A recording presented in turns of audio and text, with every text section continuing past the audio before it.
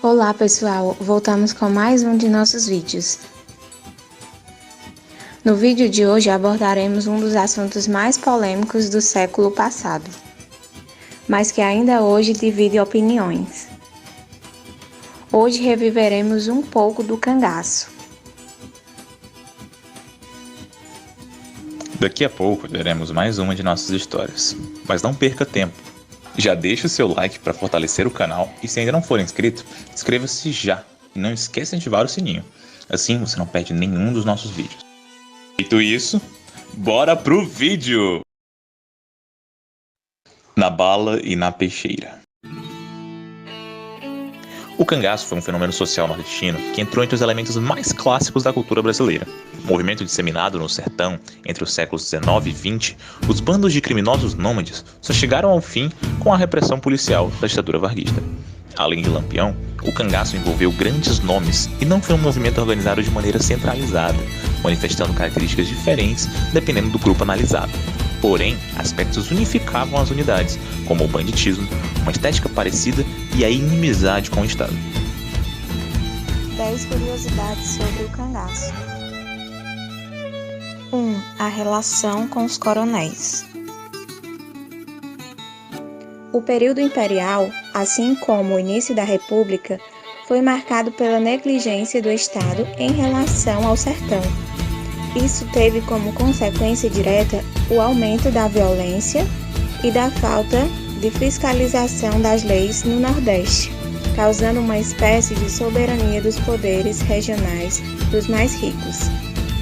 Mesmo na época em que a região nadava em lucros, com a crise do algodão gerada pela Guerra Civil Americana, o sertão e o agreste mantinham-se marcados pela violência.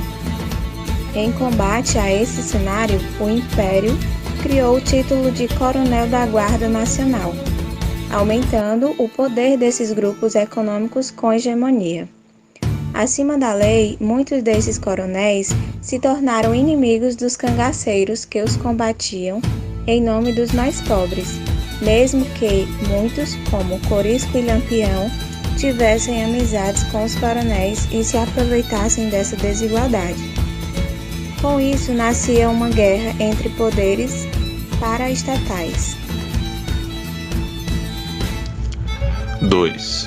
O crime compensa? Muitos homens que acabaram optando por entrar no cangaço o fizeram como forma de encontrar uma alternativa sustentável à miséria e à submissão aos coronéis. A caatinga já não era um ambiente receptivo ao ser humano, e a exploração do trabalho, que se aproveitava de um povo desesperado, criava um sentimento de revolta popular contra os poderosos. A violência do cangaço não era necessariamente um atrativo, mas como a maioria dos coronéis e policiais também tinham as armas na frente da boca na hora de abordar os populares, o senso de justiça pessoal costumava gritar mais alto do que o medo da guerra. Além disso, a bandidagem oferecia, na visão deles, benefícios, riqueza, bens, liberdade e respeito. 3. A frieza e sangue. Entre os cangaceiros, a violência e o sangue eram aspectos recorrentes. O vermelho era uma das cores mais comuns da vida de um bandoleiro, e a agressividade se tornou parte da identidade desses grupos. Um dos exemplos clássicos disso eram as execuções por sangramento, violentas e econômicas, hediondas e que exigiam estômago dos bandidos. Nessas atividades, um punhal era usado para realizar cortes em pontos vitais de vítimas, fazendo necessária uma frieza inestimável. As execuções muitas vezes eram acompanhadas de torturas. O desenvolvimento da subjetividade dessas pessoas, portanto, era bizarramente conturbado, muitas vezes gerando homens sádicos ou desregulados.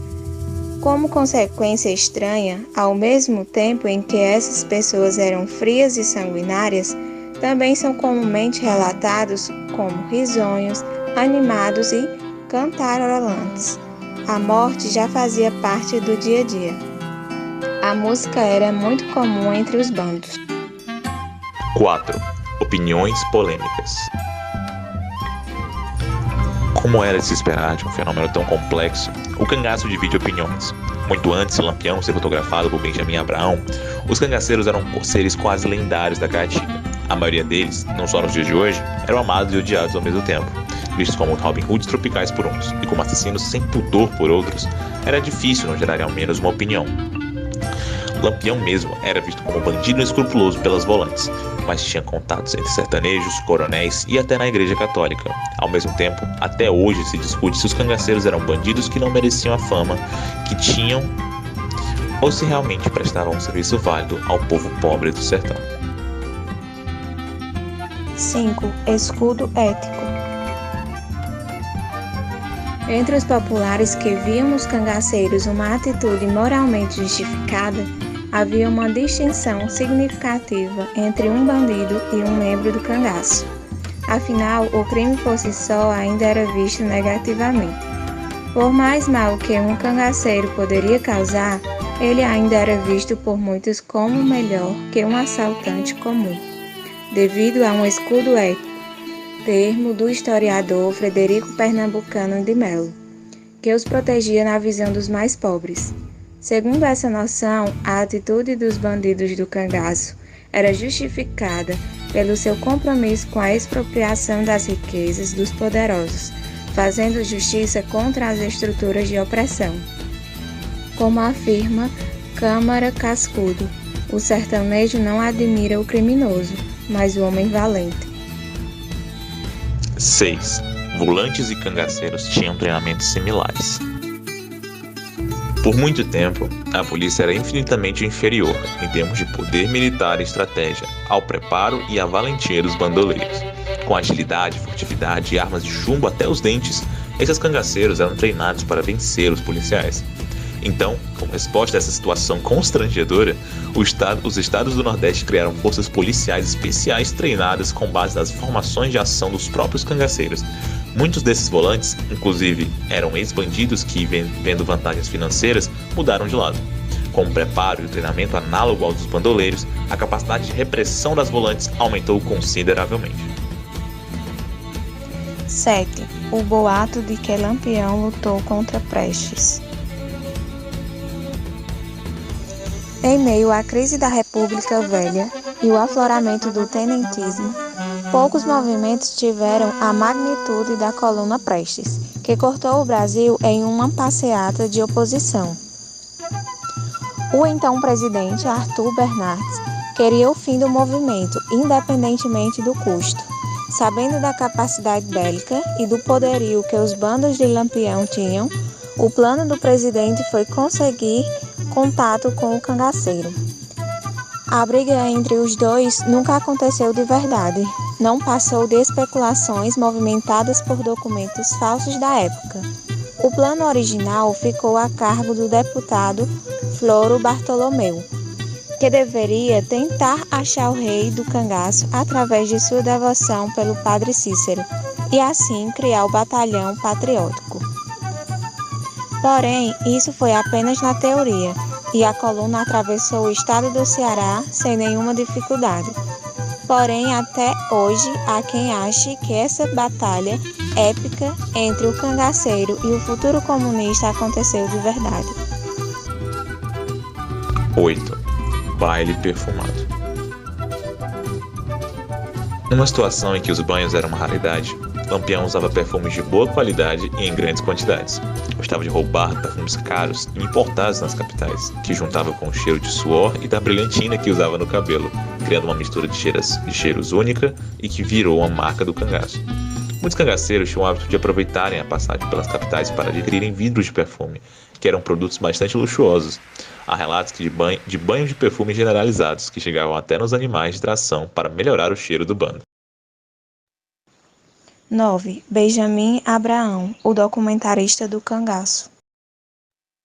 Um dos principais responsáveis pelos registros hoje conhecidos do bando de Lampião, principalmente as fotografias, foi o jornalista libanês que, negociando com o rei, conseguiu acompanhar o bando por meses, Benjamin Abraão Boto. Ele já tinha trabalhado como secretário de Cícero Romão em Juazeiro e era um excelente fotógrafo. Como Lampião era um devoto de Cícero, a aproximação dos dois foi mais fácil que o comum. E como Lampião era extremamente vaidoso, a proposta de um jornalista o acompanhando para regirá-lo para a eternidade foi bastante tentadora. Então, entre 1936 e 1937, o bando foi acompanhado e fotografado. Tendo o trabalho tratado como ofensivo, Abraão foi censurado pelo Estado Novo. 10. O fim de uma era. Depois de mais de um século de derrotas do Estado no combate ao banditismo sertanejo, o governo já tinha amadurecido suas formas de luta. O fim do cangaço, através da repressão policial, foi um fenômeno da década de 30, nas mãos do governo Vargas. Com o tempo, os principais nomes do movimento iam sucumbindo progressivamente às balas do exército. O grande marco do fim do cangaço foi a morte de Lampião e Maria Bonita, na Gruta do Ângico, em 1938, resultado de um aperfeiçoamento nas técnicas de combate à criminalidade. O ocorrido foi possível a partir de uma campanha de negação ao auxílio de coronéis corruptos que auxiliavam os bandoleiros e um investimento pesado nas forças policiais do Agreste.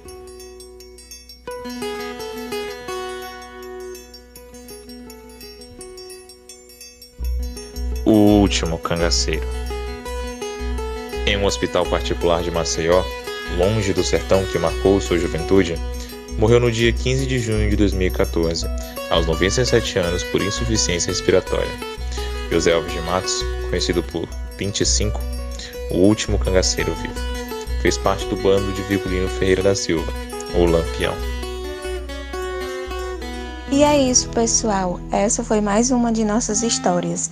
Em breve voltaremos com mais uma aventura. E não esqueça, o meu Nordeste é assim.